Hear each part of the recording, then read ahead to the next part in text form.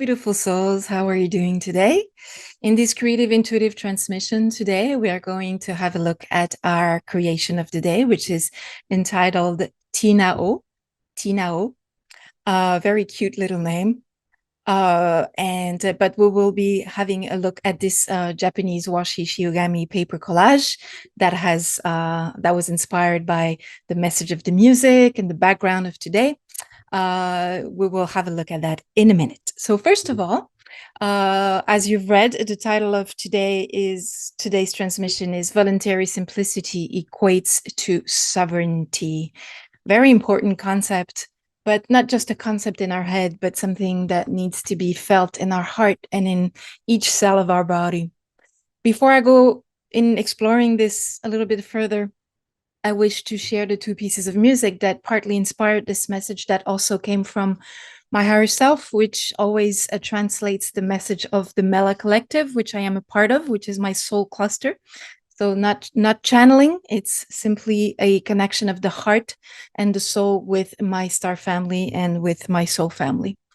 So the two pieces of music we got today, the first one is called Comptine d'un autre été, l'après-midi. It's in French. It's a beautiful piece of music composed by Jan Tiersen for the movie Amélie.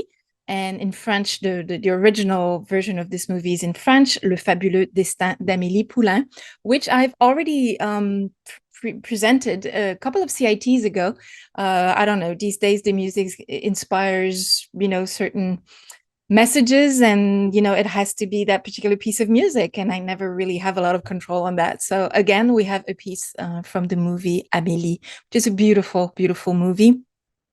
As I've mentioned in the CIT, where I presented one of the pieces of music from that film soundtrack, it's this one, Comptine d'un autre été, l'après-midi, is piano, instrumental, very calm, gentle, soft, beautiful piece of music that has a simplicity to it in its very kind of simple but very beautiful melody. Amélie, who is the main character of this movie, is an inspiring young woman who's quite shy, very shy, introverted, but she has a great imagination, and she's a high frequency soul. To me, like, she represents, what starseeds can be on Terra, just doing anonymous high vibration work without being, noticed or known. And Amélie is this beautiful young woman who doesn't know she's a beautiful young woman, and she's in love with a guy she saw, and she's shyly trying to get his attention, but he's, it's just she's just a beautiful character, and she brings high vibrations to the world through her actions.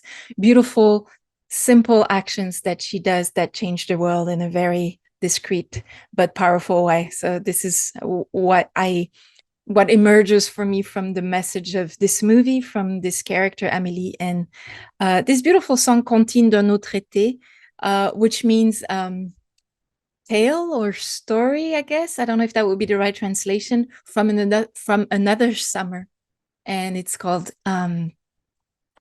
Afternoon. So the title itself tells about very simple things of life, like just everyday things, little tales, an afternoon. So it gives like kind of an impressionist feeling about a moment in time. Very simple again. The second piece of music we have from a musician that I've also presented in a CIT before, who is a Tibetan composer, flutist and composer named Nawang Kechog, and he has also been a monk in the past for 11 years, I think, as he was a Tibetan Buddhist monk, and then after that he just pursued his more like creative musician practice, if you want. And the piece of music I was inspired today is called Dwelling in Peace. Dwelling in Peace. And it's a beautiful piece of very, very minimalist flute, which I love Nawang Kechog's music. It's very meditative for me, very contemplative. And dwelling in peace is not only for me an inspiration to dwell in terms of like emotionally dwell in a state of peace, but also this notion of dwelling in the sense of where we live. We live in a place of peace. So both of these musics are calm, simple, minimalistic in nature, and inspire a message of simplicity, but of a profound beauty. Um, then we have our background behind, which shows this very simple kind of cabin in the woods, if you want, with, built with simple materials, wood, noble but simple materials, wood and things like that. And it's in the middle of the forest. It's a very simple life. Perhaps a hermit lives there. Who knows? But it's warm and cozy and very, if you see the light within the house, it's a very warm, cozy, and very pleasant place to be in, a peaceful place to be in. It doesn't have much in terms of luxury, but it has the essence, which is joy and warmth, coziness, and the the necessary elements to have a simple but beautiful life. So that was very inspiring to me as well, because I always dream of these little houses, teeny tiny houses and things like that. So not only all these elements coming from the music, but also from the background, but also a knowledge from experience in my life, and which was encouraged by the Mela Collective, which I am part of, to share of today with you, has to do with this notion of voluntary simplicity. Perhaps many of you already know the actual concept of it. I mean, there's many people in our world now that have chosen this way of life of voluntary simplicity. And it has nothing to do with being poor and, just, like you will have nothing and you will be happy, as our Klaus Schwab of the World Economic Forum tries to entrap us in this false belief. This is not the type of simplicity I'm talking about, which is basically disguised enslavement. No, what I'm talking about in this voluntary simplicity is an inner choice of the soul of each individual that decide that they want to have a life that's more orientated and that's more coherent with their values, but also with their with having the time for what is a priority for them in their lives.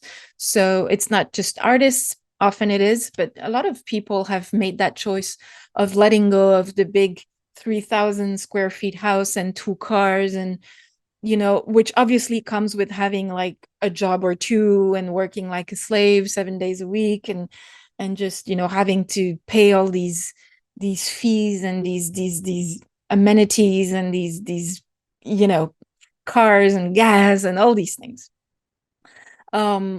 It's a choice of life. There's nothing wrong. I have no judgment towards people who choose a life with more luxuries or with more objects, with more materialistic possessions. It's a choice of life. It's something that can be maybe in a past life you were living as a hermit in the forest, and in this life you decided that you had the experience of having more material possessions. So there's nothing wrong. Everything is relative depending on your own experience. But in my own personal experience, voluntary simplicity is something that emerged out of my own personal life experiences, but also out of choices regarding my priorities in life. But also mostly because one of my most important values in life since I was a child was freedom. Freedom, and what we could also call a sovereignty, where I'm not depending on anything or anyone or a system or anything like that to live. And my values are about having as much time as possible on an everyday basis to create. And as I've also mentioned many times, my art is not about art for art. It's about bringing high frequency and high vibrations to the world in my own humble way, in the way we each bring our little puzzle, piece of the puzzle. But creativity is my life. I mean, this is what I breathe. This is what I eat. This is what I do. This is what I do every day, 7 days, 6 days a week. This is my life. and having to do other things that would prevent me from having time to do this, which is for me in my starseed mission is to bring high frequencies and high vibrations. It would be horrible for me to be prevented from doing that, because I would have like this nonsensical job that I hate, and that would bring me a lot of money to do, which makes no sense to me. I don't need a lot of money. I need a lot of time to be free and sovereign and do my mission as a starseed, which is creativity. So I've made life choices that were also influenced by the way of life I've had in the past. Like I've said in other CITs, I grew up as the daughter of international development volunteer workers. So I've always lived in a very simple life with not a lot of money, and we were just traveling along and we were doing our best with the little objects we had. We never had a lot of possessions. So I'm used to that way of life and I'm really comfortable with that. And since the last 5 years now, I've lived in a one-room studio, which is also the place I worked. And it's very, very small, like a tiny, tiny room. But everything I need is there. And, my rent includes like all amenities, my internet. So I don't have anything else to worry than just pay my rent once a month and work and work and work. Well, when I mean work, I mean like do what I love, you know? And because I don't have a lot of expenses, I don't have, I don't have children. I don't have that kind of responsibility. So I'm aware that I'm in that way, I have this opportunity to be more free and sovereign in that way. But it was also a life choice. But the fact is that I have so much time for me. And since I don't need a car because I live in a city where I can walk or take my bike or, take the public transportation, also a choice I made, I don't need to buy a lot of things or expensive things. So I don't need a lot of big income. So since I'm trying to live out of my art, which is not always easy, I have to say, but at least, I'm able to be free and do what's important for me. So the message today I'm sharing about voluntary simplicity equates freedom and sovereignty has to do also with the fact that I've heard many times in my surroundings, in people around me or people in general saying, well, I'd like to do like a spiritual journey. I'd love to go within. I'd love to do my passion and just let go of that job I hate to do my mission as a starseed or whatever. But I can't because I have that rent to pay and I have those children to take care of and I have those 2 cars to pay and the gas to pay. So, okay, I respect that, and I think it's up to each of us to realize what we can and cannot do and make those decisions. But what I'm doing today is simply inspire a a conscious process of questioning and wondering, do I need all the things that I have? Do I need all the enslavement things that are present in my life? Having 2 cars can be an enslavement, especially at the price of gas right now, and car parts, and spending 3 hours in a traffic, and all of this. And sometimes living a simple life can be so refreshing, and having a lot of time to yourself. Either you can have time to relax, to rest, to live in balance in your life with having time for you, for your spiritual journey, for your activity, for other people. But also, you have basically a sense of freedom that you're not being trapped in a monetary system in which you have to work to be paid a miserable salary and it's all of this is like a cycle that just doesn't end. And so this message about voluntary simplicity, which I invite you to explore as a way of living, obviously, again, it's not about being a hermit. It's not about being like living with only 2 things in poverty. It's a choice of abundance of the soul. I don't feel poor, even if, financially, like I have, you can't even imagine how much I'm doing per year. It's just ridiculous. But I feel rich inside because I have all my time to myself to do what's important, because I can share what I create with you guys, because I can offer things to people, because I can do the things I love every day. And that's a richness that I don't know, I can't describe. It's incredible, like, and when I think of the future, when we will have had contact with our, galactic brothers and sisters up there, and we'll be able to travel around, these people don't necessarily focus on materialistic things. When we for example, when we look at Elena Danan's contacts and Alex Collier's contacts on their ships, these people live in quarters, and they have, a bag with certain things, or, or they live out, they have food from what the ship provides. I mean, but they're not stuck in like 3,000 square meters, bungalows and houses and mansions, and they don't have like cars, and they're just living a simple life. They have their intelligence suit, and they have a few objects, and that suffice them. They're just, because their life is about what they are and what they do. It's not about the possessions they have. So I don't think that in the future, even if, our financial system changes and we go from, like this really completely compromised fiat monetary system, and we go into finally in the quantum financial system, which is about to be implemented soon, we're going to have much more money, but that doesn't mean this is not going to mean anything, because financial systems are slowly going to go away, because we don't really need that. We're going to have all we need to just live and have a house, and dress and what we need, and eat what we need, and travel around and do what we love all day. So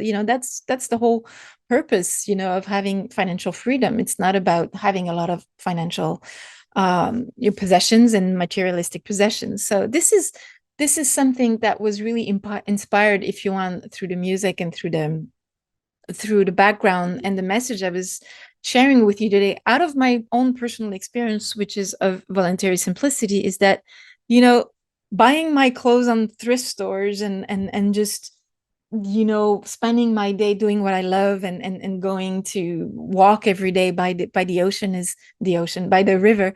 It's not free, but almost free. It doesn't cost me very much. I don't have a lot of expenses, and that's such a free life. And I invite you to explore if that's something that could speak to your heart, because it takes so much out of the pressure to let go of all these really heavy, expensive things that often we're trapped in, thinking that we need them, because the mind trap, the system we were in, the enslavement system we were in, told us that we needed these things, which in fact we don't, because if we go within and we make ourselves happy by, transmuting our pains and traumas, and when we find spiritual, balance and plenitude, we don't need all these things to compensate for our inner unhappiness. So it's really about, just simple things. And this whole CIT has to do with simple things, with simplicity, simple houses, simple music. Sometimes, like if you take, for example, the Japanese aesthetics, which is something I love, sometimes they can be very busy motifs, but in general, Japanese aesthetics really focus on very minimalistic things. Like it doesn't need to be super crowded to be beautiful. Sometimes just a couple of elements in a black background, it makes so much beauty. And that's what I love about Japanese art in general, and mind, state of mind in general. So talking about Japanese things, let's have a look at our collage today, which is Tinaö. Tinaö, as you can see, very simple background of space, dark blue, navy blue with golden stars, which remind us of the presence of source and fractals of source that we are. And then we have that central large circle, which for me represents Terra a little bit, with the stems of reed, or I don't know if it's grain or anything like that, but these beautiful plants that remind us of the simplicity of activities that we can have on Terra, growing our food, things like that. And, for example, the person who lives in this little tiny hut behind me here, maybe they're just growing something in their garden, and that's sufficient for them. They don't need to, have really expensive things and go buy things in expensive supermarkets. It can be live a very simple life where you just have a few objects, you eat the few things that come from your garden, and that's good. It's enough. And we have, if everybody was on a sort of voluntary simplicity, we would not be, endangering ourselves in just pollution and things like that. We would have a much more perhaps balanced way of living for our earth and the beings on earth. So this beautiful central circle for me represents this notion of terra provides, and we don't need a lot of things. Terra provides the food we need, and that's sufficient. And then that upper circle with the tree, with the not the trees, the birds in flight for me represent freedom. So sovereignty and freedom comes out of this simple letting go of this obsession with compulsion, with owning things and a lot of things and big things and expensive things. And it's just suddenly you're free. You can travel around, you can live simply, and it's so wonderful. And then you have that smaller circle with a star there, which remind us that by being free, we are able as well to travel and be travel, the stars, for example, but also be the star seeds that we are, or the beings much more complex that we are, that we can experience all the parts of us that we are, not just the incarnated Antera, but also all the parts of us, because having more freedom and sovereignty that comes from voluntary simplicity, you have more time for going within and finding who you are and that fractal of source that you are. Then we have a smaller lower circles, which is black, which is taken from the paper that represents golden waves on black background, which always represents the challenges. But the golden waves represent the growth out of these challenges. And from these little black circle, for me, which represents perhaps the challenges we encounter out of being in the matrix that tells us that we should be dependent on objects and money and things like that, which is very like enslaving. From there, the consciousness that we realize that we're trapped in this and that we don't need to be trapped, and we can choose not to be trapped in this. We can open our wings, and just choose to be the fractals of source that we are, because this beautiful golden paper with the flower of life motif represents source for me and the fractals of source that we are, so we can bloom and open our wings from, being conscious that we don't need all these imposed enslavement through money and possessions that are really and that is encouraged on us or pushed on us. I really want to make clear that I'm not talking about here that we should be poor and happy to be poor. This is not what I'm saying. Living in voluntary simplicity is not feeling poor at all. I've never felt poor in that way. It's more like feeling free. I feel free, and if financial abundance comes to me, wonderful. I take what I need, and then I offer back what I don't need. So, it's not like I don't have a problem with receiving financial abundance or being more abundant. It's just that I don't need to accumulate it and stock it and buy really expensive things. I can just receive it, take what's good for me, and then just let the flow roll and give the rest to other things, other people, and it's perfect in that way. So it's not about being poor and not having anything. It's about accepting the flow of things, but then giving back what you don't really profoundly need. This is what really voluntary simplicity can be about. So this is pretty much the message I wish to share with you today in this CIT. The artwork, Tinaö, as always, is available as an original in my art shop. And if you order the original, obviously, you will have a handmade card and bookmark made just for you, with handwritten words of high frequency and high vibration for you. And this artwork is also available as a digital file, again, on my art shop as well. And both are of the same size if you print them. If you print the digital file, it's also an 8x10, and both the original and the digital file are imbued with high vibration, high frequencies, not only of the state of mind in which I am when I create these art, but also from the music, from the frequency of the background. Everything gets imbued in the art. So I hope that inspires you. I will now let you go. Take immense care of yourself, and I will let you go now and to listening to the two pieces of music while we see how Tinaö has been created. Take immense care of yourself and lots of love your way. Bye.